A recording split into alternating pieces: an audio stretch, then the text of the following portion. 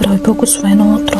Битие 3. А змията беше най-хитрата от всички полски зверове, които Господ Бог беше създал. И тя каза на жената: истина ли каза Бог да не ядете от никое дърво в градината? Жената каза на змията: от плода на градинските дървета можем да ядем, но от плода на дървото, което е сред градината, Бог каза да не ядете от него, нито да се допирате до него, за да не умрете. А змията каза на жената: не, няма да умрете, но знае Бог, че в деня, когато ядете от него, ще ви се отворят очите и ще бъдете като Бог, ще познавате доброто и злото. И като видя жената, че дървото е добро за храна и приятно за очите, дърво желателно, защото да дава знание, взе от плода му и яде, даде и на мъжа си да яде с нея, да и той яде. Тогава се отвориха очите и на двамата и те познаха, че са голи и се сшиха смокинови листа да си направиха препаски. И при вечерният ветрец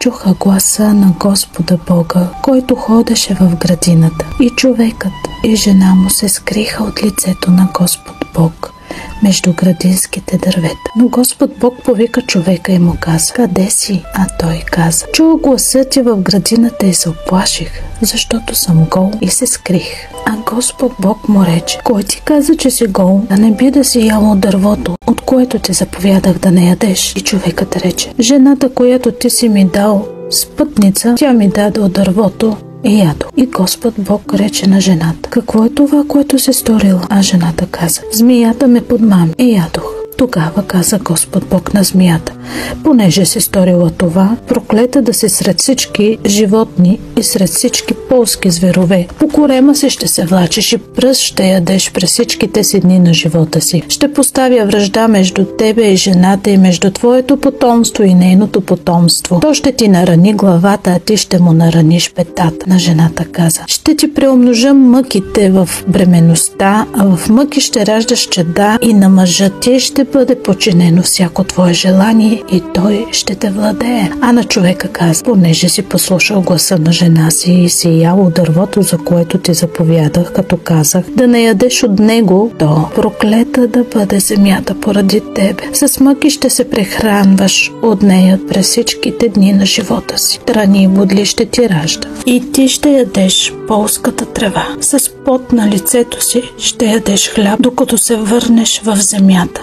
защото от нея си взет. Понеже си пръс, и в пръста ще се върнеш. И човекът не именува жена си Ева, защото тя беше майка на всички живи човеци. И Господ направи кожени дрехи на човека и на жена му и ги облече. И Господ Бог каза: ето човекът стана като един от нас, да познава добро и зло. И сега, за да не протегне ръката си и да вземе от дървото на живота, да яде и да живее вечно, затова Господ Бог го отпрати от Едемската градина да обработва земята, от която беше взет. Така той изпъди човека и постави на изток от Едемската градина херовимите и пламения меч, който се въртеше на всички страни, за да пазят пътя към дървото на живота. Благословен от Бога ден!